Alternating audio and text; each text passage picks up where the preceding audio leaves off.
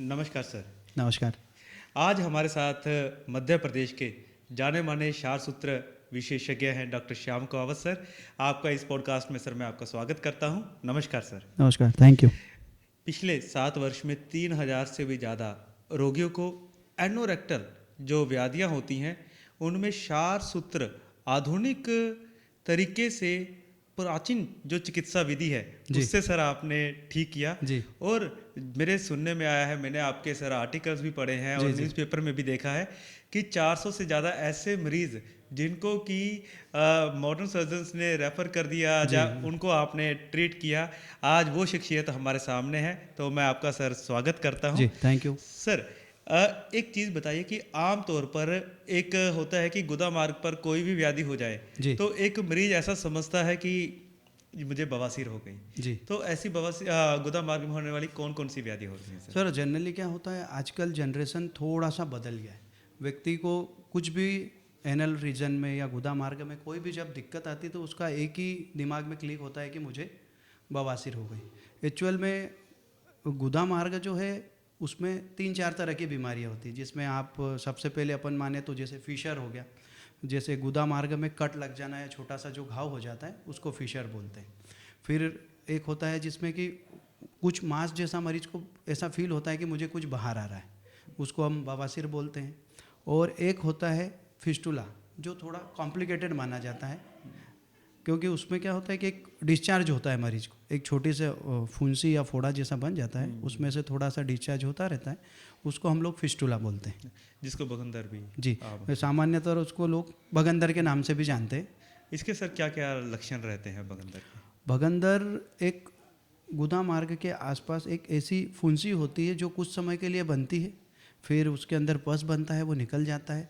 फिर मरीज को ऐसा लगता है कि अब मुझे कुछ नहीं, फिर थोड़े दिनों के बाद वो वापस वहीं पे वो फुंसी बनती है, फिर उसमें से पस निकलता है।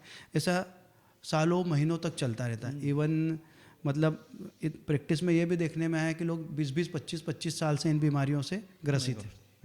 जी। तो सर ये जो है बगंदर या फिस्टुला, जी। तो ऐसा सुनने में आता है कि इसका अगर ऑपरेशन भी करा लिया जाए जी। तो भी ये दोबारा हो जाती है। हाँ, जनरली यही होता है कि जब भी फिस्टुला की सर्जरी की जाती है, मरीज घूमते फिरते वापस आता है कि मुझे वापस हो गया। लेकिन आयुर्वेद में क्षार सूत्र नामक जो हमारे आचार्य सुश्रुत जो लिख के गए हैं, उसमें ऐसा आया है, आज तक हमने भी देखा है और आचार्य भी लिख के गए हैं कि लगभग क्षार सूत्र से किया हुआ फिस्टुला वापस नहीं होता। ओके जी। तो सर ये क्षार सूत्र के बारे में आप बताना चाहेंगे? क्षार सूत्र क्या चीज़ जी, है? ये क्या क्षार होता है? सूत्र एक क्षार यानी कि एक पाउडर होता है मेडिकेटेड, जैसे सामान्य तौर पर हम अपा मार्ग के नाम से लोग जानते हैं। जी। वो पौधे का एक क्षार बनाया जाता है और एक थ्रेड यानी कि सूत्र यानी कि एक धागा होता है, तो धागे के ऊपर उस क्षार को लगाया जाता है। उसके अंदर ऐसी प्रॉपर्टी होती है जो घाव को कट भी करता है और हील भी करता है। ओके। क्योंकि मॉडर्न सर्जरी में जो फिस्टुला किया जाता है उसमें सिर्फ उसको कट के अलग किया जाता है, और आयुर्वेद में उस थ्रेड के क्षार सूत्र के अंदर थ्रेड को डाला जाता है। जो फिस्टुला है उसके अंदर क्षार सूत्र को डाला जाता क्षार है। सूत्र को डाला। जी। ओके। और तो सर क्या होता है कि मैंने आपके बारे में जो पढ़ा, जी। तो आप जो फिस्टुला की टेक्निक है उसमें इफ्टाक टेक्निक जो है, जो कि बहुत कॉम्प्लेक्स फिस्टुला रहते हैं उनको भी आप बहुत इजीली मैनेज कर सकते हैं। जी। तो प्लीज़ उसके बारे में थोड़ा सा, इफ्टाक क्या है? इफ्टैक टेक्निक जो है, जैसे कॉम्प्लेक्स फिस्टुला है, कई बार क्या होता है कि मरीज को मल्टीपल फिस्टुला, जैसे कि एक फुंसी की जगह 2 या 3 फिस्टुला आपको दिखेंगे, जो फुंसियाँ जो बाहर है। तो इफ्टैक टेक्निक में ये होता है कि आपको जितनी दूर तक वो फैला है वहाँ जाने के बजाय नियर एनल वर्ज, जहाँ दस्त के रास्ते के पास पे एक छोटा सा ट्रैक बना के उसके अंदर क्षार सूत्र को डाला जाता है। तो जो दूर तक का जो है, जो फिस्टुला है उसको वो कवर कर लेता है। इससे ये फ़ायदा है कि मरीज को ज़्यादा समय की बजाय बहुत कम समय में ठीक किया जा सकता है। फिस्टुला बड़ा है लेकिन प्रोसीजर छोटा हो जाता है। प्रोसीजर छोटा, रिजल्ट वही रहता है, रिजल्ट वही रहता है, टाइमिंग है वो कम हो गई, टाइमिंग कम हो जाएगी, और मरीज की जो बार बार थ्रेड चेंज कराने की प्रक्रिया थी वो हाँ, कम मरीज को कम आना पड़ेगा हमारे कम आना पास, पड़ेगा। क्योंकि पर इसमें फिर रीअकरेंस का चांस सर होता है? नहीं, लगभग क्षार सूत्र से मेरी रिसर्च, मेरे अनुभव से 1% वापस होने की संभावना हम मानते हैं। अगर हम 1000 लोगों का करेंगे तो हो सकता है 50 को मिले, वो भी उसकी हाइजीन, उसकी लाइफ स्टाइल पे डिपेंड करता है। हाँ, वो तो कई बार पेशेंट बाद में पोस्ट ऑपरेटिव अपनी केयर नहीं करता है, जी। उस वजह से थोड़ा बहुत होगा। पर बहुत ही ये एक अच्छी टेक्निक है सर, जिसके जी, कि- हिप टेक बड़ी अच्छी टेक्निक है। जी। जी सो इसी तरीके से सर जो पाइल्स है, जी। तो पाइल्स में आप किस किस तरीके से मरीज को ठीक करते हैं? क्या पाइल्स में एक सुना जाता है डॉक्टर साहब कि अगर धागे से बांधते हैं या शार सूत्र से बांधते हैं तो दर्द होता है, क्या ऐसा होता है वाकई? नहीं, जनरली ये एक प्रचलन चल रहा है कि भाई बांधने से दर्द होता है। बांधने से पाइल्स में बहुत कम दर्द होता है, ऐसा कुछ नहीं होता है कि बहुत ज़्यादा। वो टेक्निक के ऊपर है, आप अगर उसको गलत तरीके से परफॉर्म कर रहे हैं तो मे भी पेन हो सकता हो सकता है। बिल्कुल। तो ऐसी क्या क्या जो लाइक है कि जिनमें हम शार सूत्र कर सकते हैं सर एनोरेक्टल में? एनोरेक्टल में हम सबसे जो कॉम्प्लिकेटेड जो सबसे बड़ी चीज़ है वो है फिस्टुला। फिस्टुला आचार्यों ने जो लिखा है कि फिस्टुला में सार सूत्र करना ही सबसे श्रेष्ठ है, क्योंकि सार सूत्र के अलावा फिस्टुला जितनी भी टेक्निक से किया जाता है वो सारी रिकरेंस होता है। सार सूत्र फिस्टुला के लिए सबसे बेस्ट है। पाइल्स में भी कई जगह पे सार सूत्र किया जाता है।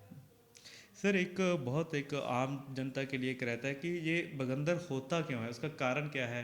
क्या ये खाने पीने के कारण होता है, किस तरीके जी, से? आज के सिनेरियो में खाना पीने का तो उतना ही कीमत है, दिनचर्या लाइफ स्टाइल मायने रखती है। पर क्या होता है कि एनर के अंदर कुछ ग्रंथियाँ होती, एनल ग्लैंड्स होते हैं, वो अंदर की तरफ खुलती है। तो कई बार क्या होता है, कॉन्स्टिपेशन के कारण या लाइफ स्टाइल की गड़बड़ी के कारण वो ग्रंथि जो अंदर से बंद हो जाती है। जब वो बंद हो जाती है तो उसका जो इन्फेक्शन चलते चलते बाहर निकल आता है, इस कारण से फिस्टुला होता है। ओके जी। तो इसके बचाव के लिए सर हमको क्या करना चाहिए?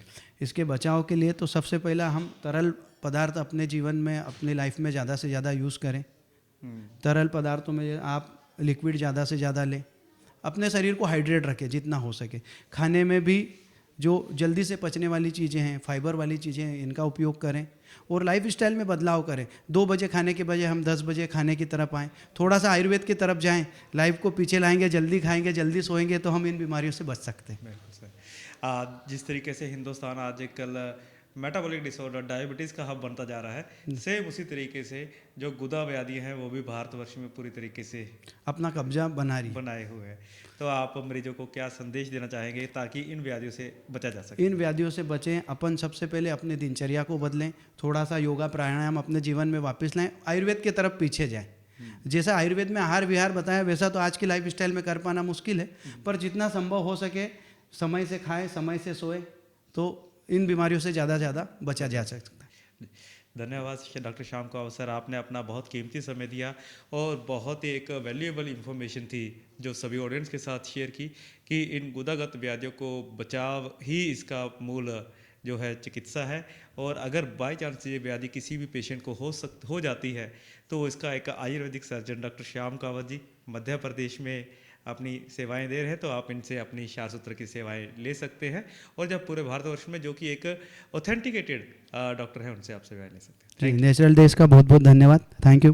Thank you sir, thanks.